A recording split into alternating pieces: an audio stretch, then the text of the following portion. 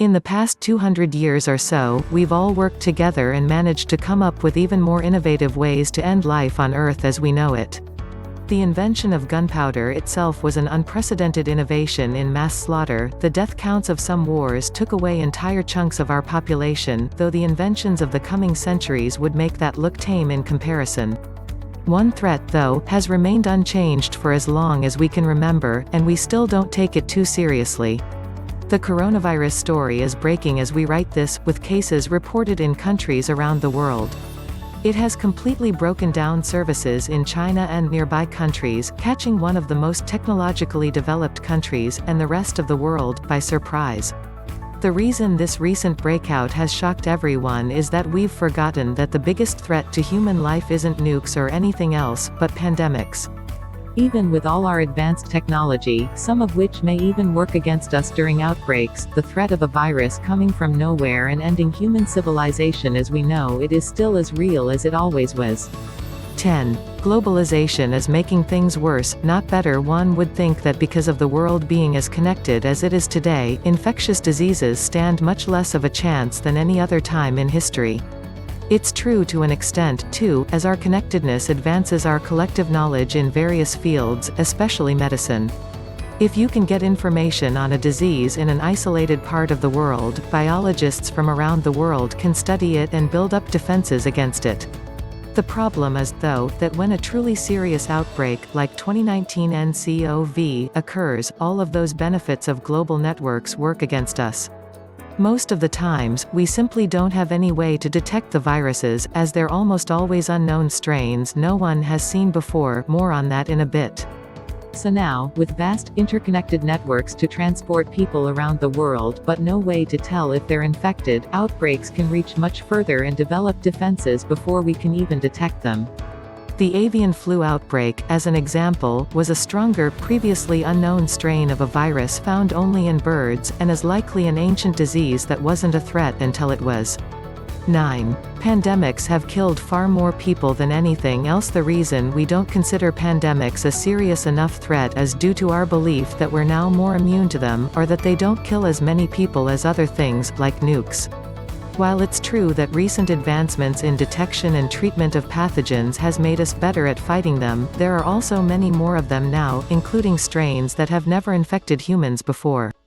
For the death count, deaths from pandemics outnumber any other disaster event in history by a long shot. You don't even need to go into the past, we're currently in the middle of quite a few serious pandemics. The AIDS virus has killed around 40 million people by now. The influenza flu causes around 80,000 to 100,000 annual deaths in the US alone, which is only a fraction of its global death count of 650,000. Even in history, global pandemics are by far the biggest agents of mass destruction we have ever seen. Just take the Justinian plague, which killed around 100 million people over a span of many centuries. At its peak when it first broke out, it's said that around 10,000 people were dying to it every day just in Constantinople. The Spanish flu killed over 100 million in a matter of months, which started during the 4-year-long WW1 the war with the second highest death count ever of 40 million. The reasons these viruses failed to kill everyone are many. The Spanish flu, for example, just decided to get milder as time went by, looking us in the eye and saying that it chooses to spare us.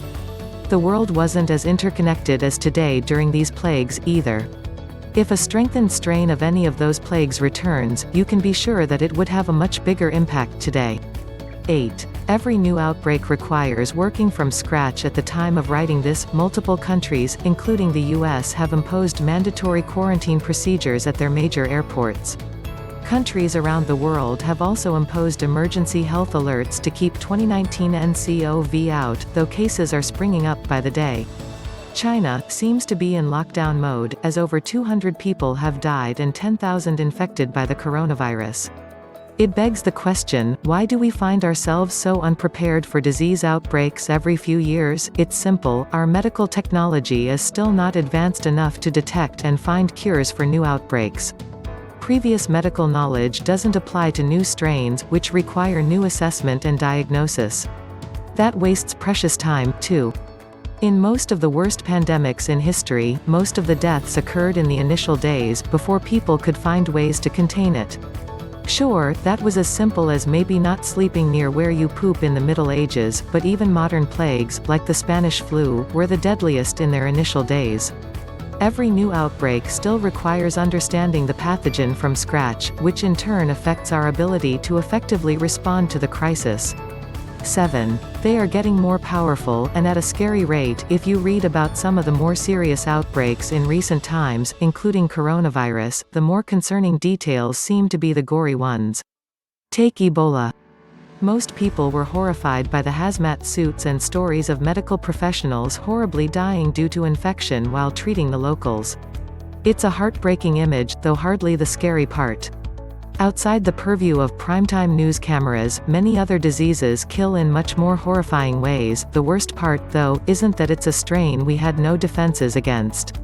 It's that every time we study a new outbreak of Ebola, as it's still ongoing, it turns out to be a stronger version of a previously found strain. That means that the viruses are rapidly getting better at not dying, as well as evolving faster than anyone expected or even knew of. Even the current outbreak of coronavirus is due to a strain that can't inherently affect humans, but has mutated to be able to do so. It's also stronger and more virulent than any strain found before, which is why it's such a big crisis in China. These outbreaks prove what biologists have been saying for years. Newer and more powerful strains of viruses evolving against our medicines is one of the biggest threats to human life. 6. Vaccines cause some viruses to become even deadlier. Vaccines have their fair share of critics, but we can all agree that they've managed to eradicate some of the worst diseases humanity has been plagued with for thousands of years. Because of vaccines, people aren't dying on the streets because they accidentally had a bad apple some 2 centuries ago. Scientifically speaking, though, vaccines come with a side effect. According to a study, vaccines are making viruses, especially the deadly ones, even deadlier. It makes sense biologically, as vaccines used on poultry animals and other pets may make some diseases stronger, which could then learn to affect humans and wreak havoc. Many scientists have criticized the study on the grounds that it only affects chickens, as it lends credence to the anti-vaccine movement. Regardless of who it affects and how people feel about vaccines, unless we come up with an alternative way to build vaccines, a possible out-of-control pandemic that kills us all may just be one of its side effects we'd have to deal with. 5. Many new, previously unknown viruses are showing up. As far as climate change affecting pathogens is concerned, the relationship is debatable.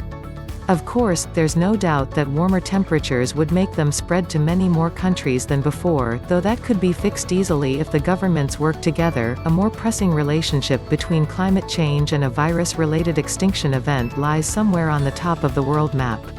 The permafrost set all over the Arctic, particularly in Siberia, is believed to house a number of dormant and dangerous diseases. Many scientists are of the opinion that quite a few of our recent strains of viruses, like the Ebola, came from the permafrost that has already melted, and it doesn't sound too far-fetched to us.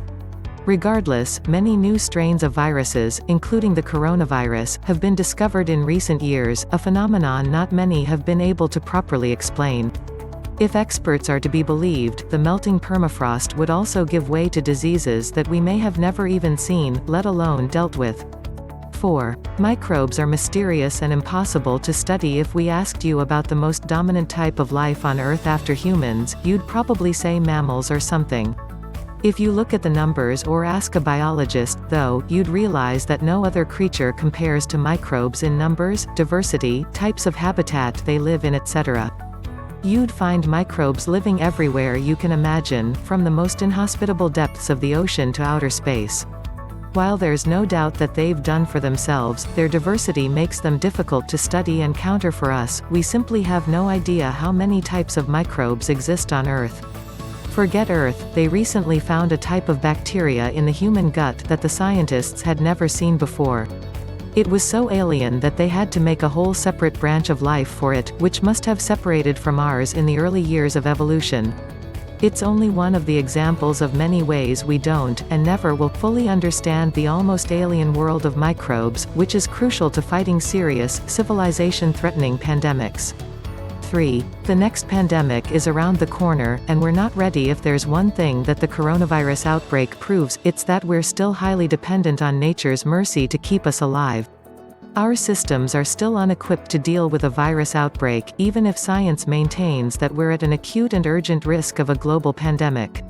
One study found that if a global outbreak happens right now, it would kill more than 80 million people due to heightened health crisis situations in many countries around the world. Biologists are also finding many new strains of viruses, strains they've never seen before, in animals at an alarmingly higher rate than before, particularly among livestock. Other studies have stated that the next virus is about to come soon, if it's not here already, with 2019 nCoV, and we're ridiculously underprepared for it. 2. We're responsible for making them stronger. 2. In all the devastating pandemics in history, there wasn't much we could do. Even today, the viruses are getting stronger as a side effect of antibiotics and other measures that are required to live a comfortable life on Earth.